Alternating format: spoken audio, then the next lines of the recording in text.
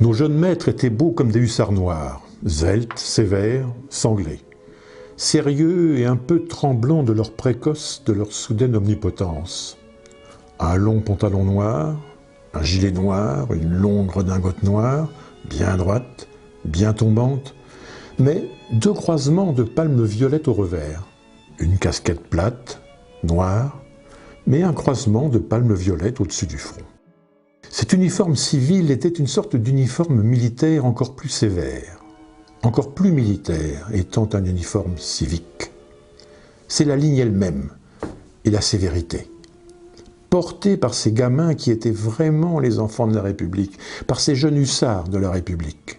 Il ne fallut pas moins d'un siècle pour édifier dans tous les départements une école normale d'instituteurs et une école normale d'institutrices. Paul Bert en est l'artisan avec la loi du 9 août 1879.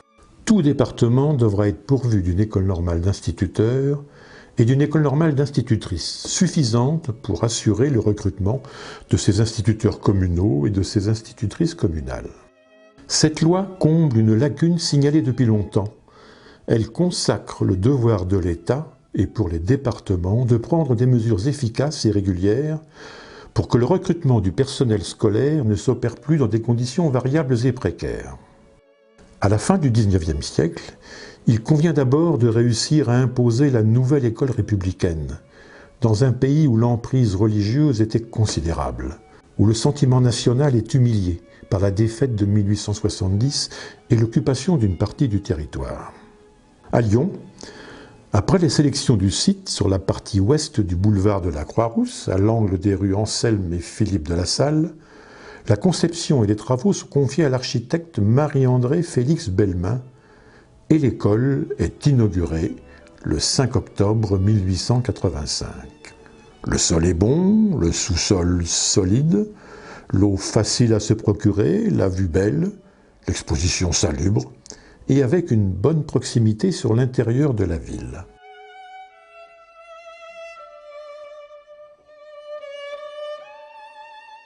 L'école est implantée au sommet de la colline qui travaille, juste en face de la colline qui prie, d'autant qu'au même moment se construit la basilique de Fourvière. Le choix de la Croix-Rousse, quartier populaire, est justifié à l'époque par sa population laborieuse et amie de l'instruction publique. La façade est imposante, mais reste élégante avec une architecture nouvelle, à l'image idéale de ce qui doit être un lieu où l'on forme les enseignants du futur. Je suis né à Lyon, à la Croix-Rousse, et j'ai grandi à Lyon, à la Croix-Rousse, pendant la guerre. Je suis né en 1929. Je décide de rentrer à l'école normale, d'essayer de rentrer à l'école normale. Et je passe le concours en 1946. En même temps que le brevet. En même temps que le brevet. Alors à l'école normale, donc, on était interne. C'était pas, on avait chacun un box en somme.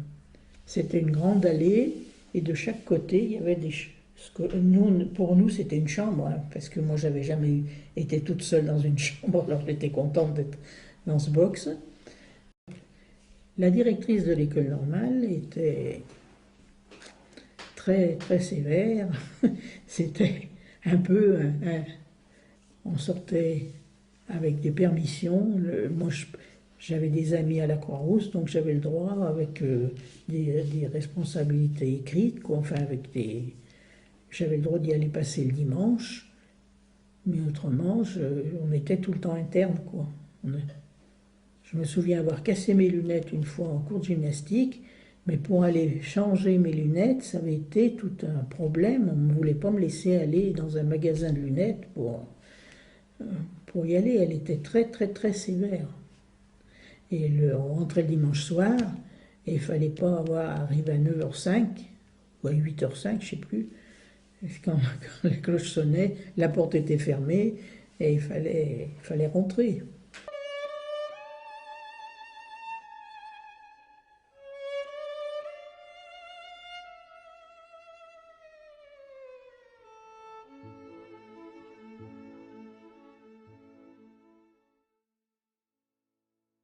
L'enseignement, je dirais que c'était un choix, c'était Une envie que j'ai eue depuis toujours en fait. Je me souviens quand on me demandait quand j'étais petite, c'était toujours professeur des écoles. J'ai toujours beaucoup aimé l'enseignement, l'éducation, j'ai été très très scolaire. Alors les valeurs qu'on nous a enseignées à l'ESP sont celles de la République, puisque après tout on est professeur des écoles et on enseigne pour la plupart dans des écoles républicaines, publiques, donc on représente quand même l'État et la République, donc évidemment qu'on va enseigner et représenter ces valeurs-là. Celle de la devise, de la laïcité qui est très très importante, du vivre ensemble, de l'égalité, de la tolérance, etc., de la justice aussi. Je ne sais pas si mes élèves sont attachés à moi, c'est une très bonne question. C'est sûr que on est humain, donc évidemment parfois on est énervé, on est triste. On ne peut pas tout laisser à la porte de l'école, c'est impossible. On essaie d'en laisser le maximum, mais c'est important aussi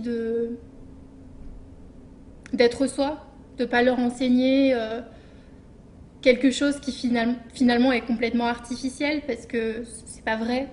Et puis ils le savent très bien, ils lisent en nous comme un livre ouvert, on ne peut pas vraiment mentir à des enfants, ça on le sait tous. C'est bon pour tout le monde?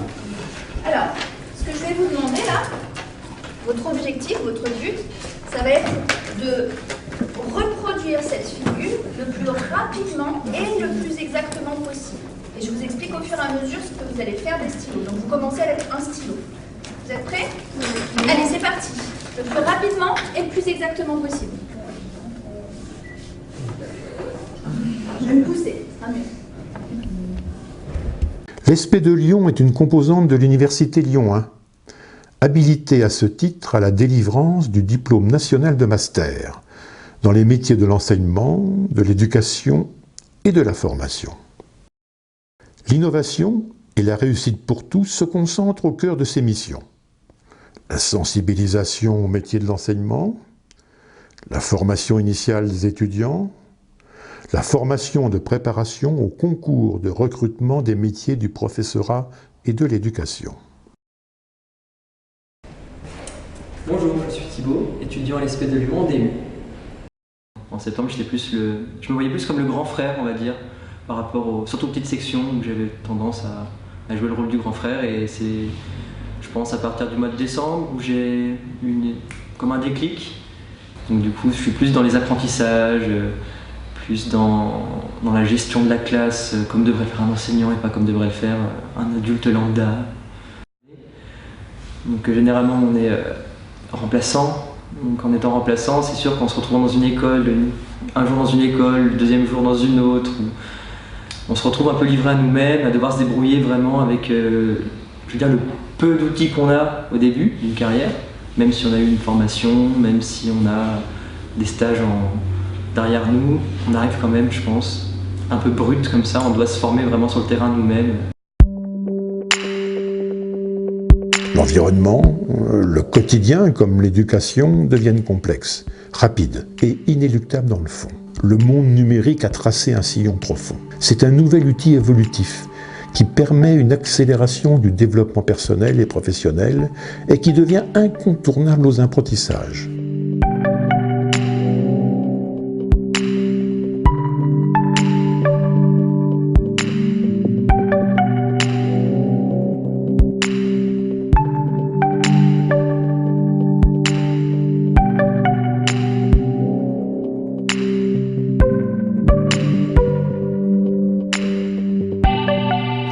L'ESP s'est adapté et s'engage sur cette voie qui lui ouvre de nouvelles portes. L'enseignement est aujourd'hui en capacité de faire de ses élèves des citoyens instruits, ouverts et éclairés. L'ESP offre la possibilité d'être un étudiant, celui qui exercera un métier, travaillera en équipe et sera l'acteur essentiel d'un monde éducatif en pleine évolution.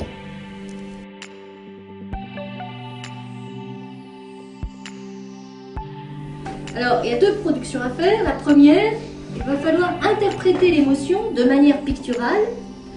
Avec comme technique, on reprend la gouache. Vous pourrez cette fois avoir toutes les couleurs que vous voulez, vous ne limitez pas une seule couleur. Et puis les outils de votre choix. La contrainte, la production doit être abstraite.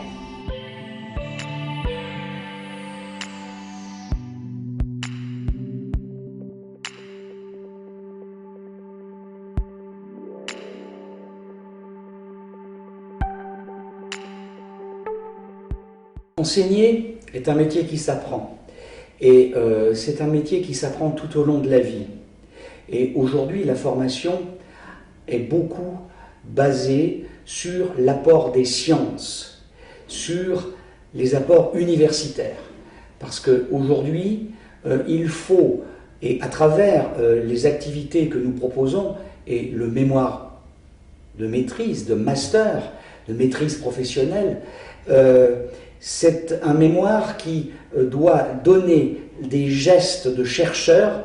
On ne fait pas des chercheurs, mais des gestes de chercheurs, c'est-à-dire poser convenablement un problème, une question, savoir comment essayer de trouver des solutions aux problèmes posés par des hypothèses, par des lectures, par des expérimentations.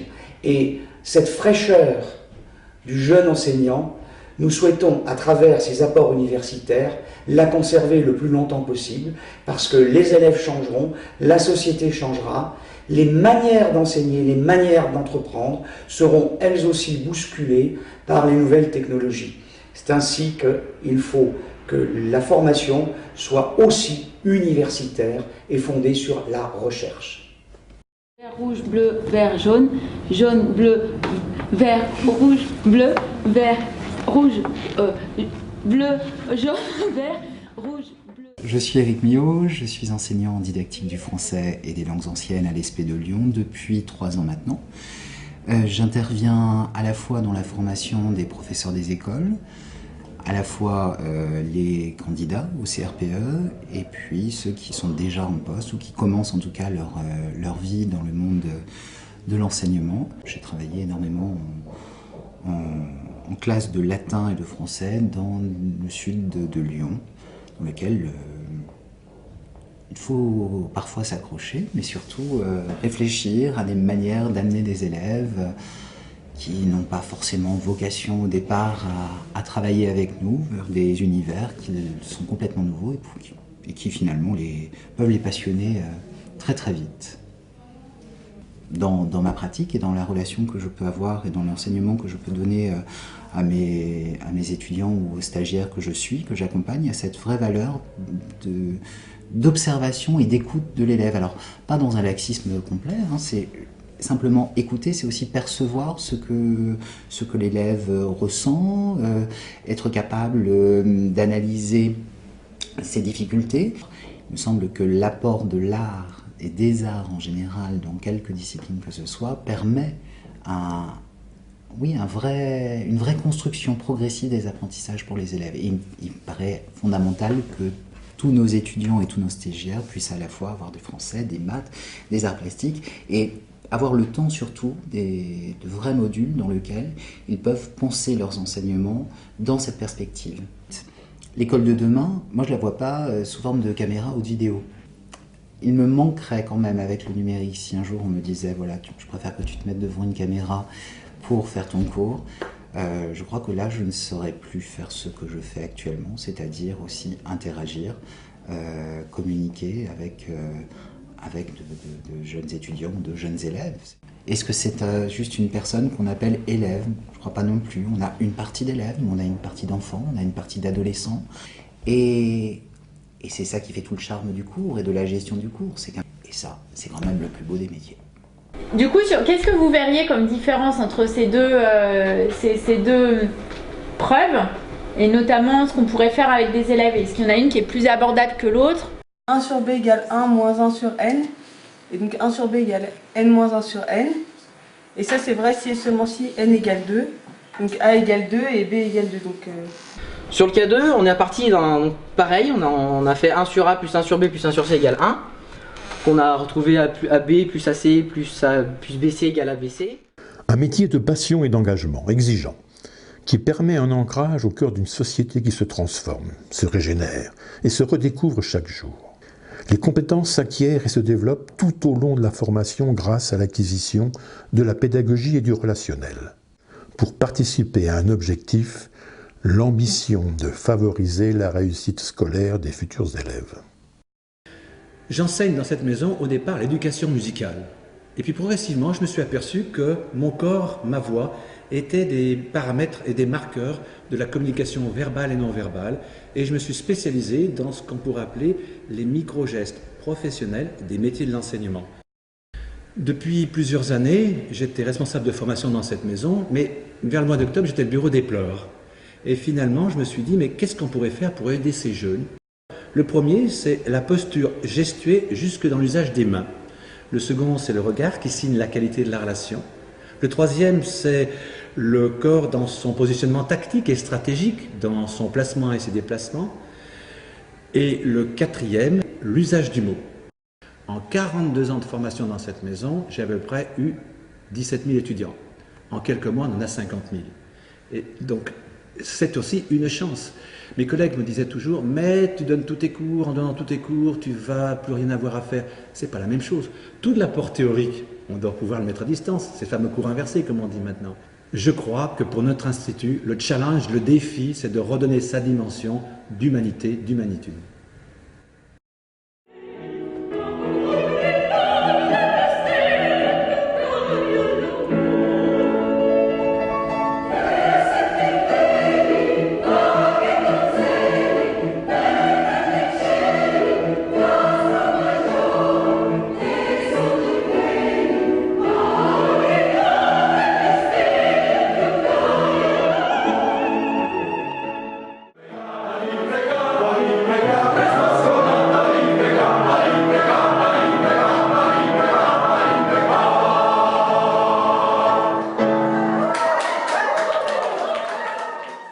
Je suis Dany Landry, formateur à l'ESP de Lyon et je m'occupe, en plus des situations d'enseignement dans le premier et dans le second degré, de la direction des chœurs de l'ESP.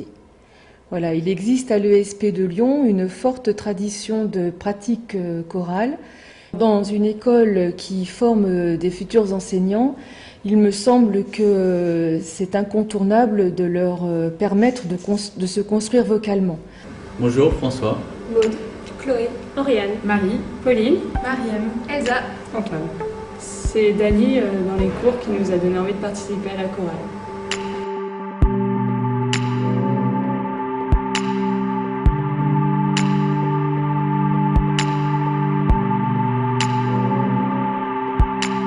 Mais on ne peut former pleinement un homme qu'avec tout ce qui l'entoure, c'est-à-dire toutes les technologies, leur maîtrise. Un homme qui soit capable de savoir ce qu'est le beau, de pouvoir s'exprimer en dehors d'un métier, à travers de la musique, il peut bien évidemment en faire son métier, mais quelqu'un qui pourra aller vers les arts, la culture, et ça, c'est fondamental.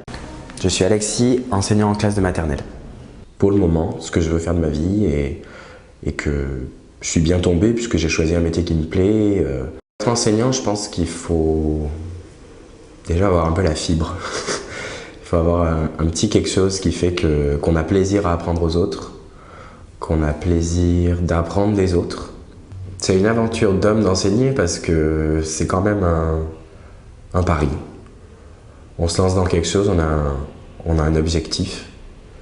On a quelques données à la base, dont on n'est pas toujours sûr, surtout au début de l'année, surtout quand on débute, surtout quand on ne connaît pas bien. Et puis on a quand même en tête cet objectif. On a une grande liberté pédagogique, on a beaucoup d'outils, on a beaucoup de façons de faire, on est très libre. Et l'aventure, c'est un peu de se dire, bon, je sais où je vais, enfin je sais où je voudrais aller, je sais quelques trucs que je peux utiliser, et puis on va voir. On va essayer, et on va essayer d'arriver jusqu'à cet objectif qu'on s'est donné à la base. J'ai tissé de vraies amitiés à l'ESP, avec les gens avec qui j'ai travaillé, les gens avec qui j'ai révisé. L'esprit SP, oui, c'est l'envie d'enseigner, l'envie d'apprendre. C'est toujours à double sens. C'est toujours nous qui apprenons aux élèves et les élèves qui nous apprennent.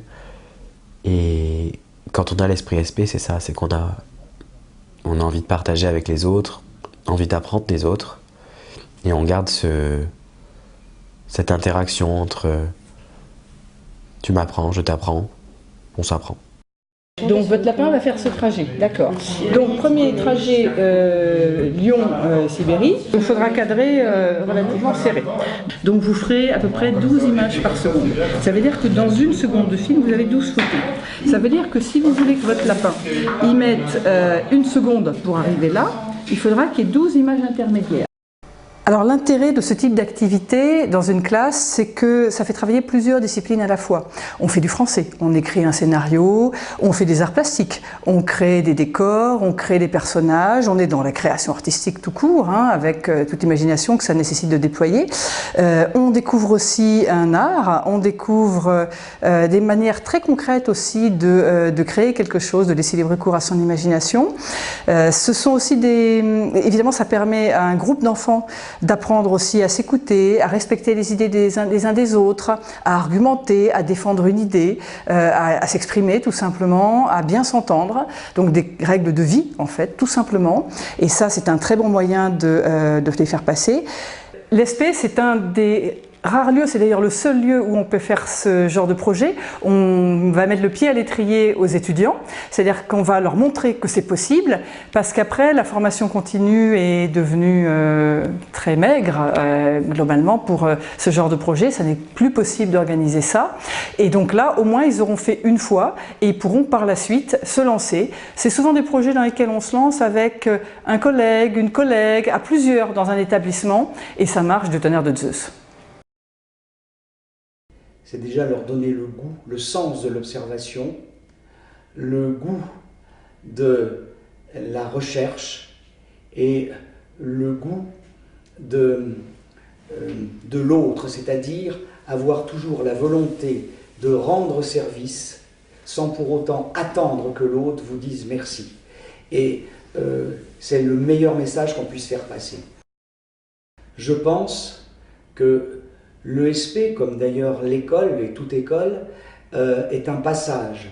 C'est un passage obligé, et quand on sort de l'ESP, on n'a pas un enseignant, entre guillemets, fini, livré, formaté pour toute une vie professionnelle, mais on a un enseignant qui part avec des bases, qui part avec l'envie, qui part avec des compétences, capable d'être mobilisé pour toujours faire en sorte de nourrir une transformation de l'école qui collera au mieux aux exigences de celle-ci par rapport aux évolutions sociétales.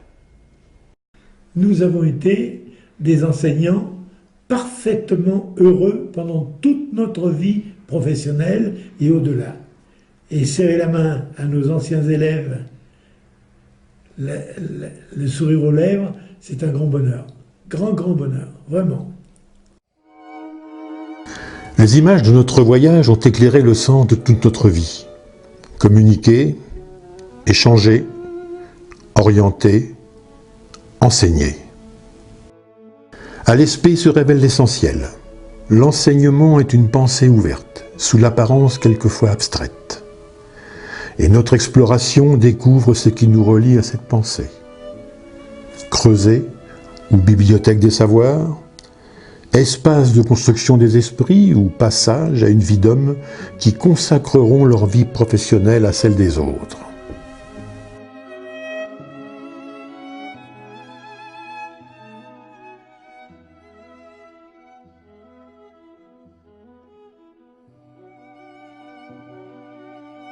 Je souhaiterais très sincèrement et du fond du cœur que tous les enfants de l'école quittent leur école en ayant eu le bonheur d'être dans l'école, d'avoir été dans l'école. Je pense qu'il suffit qu'on y mette tout son cœur. Tout son cœur.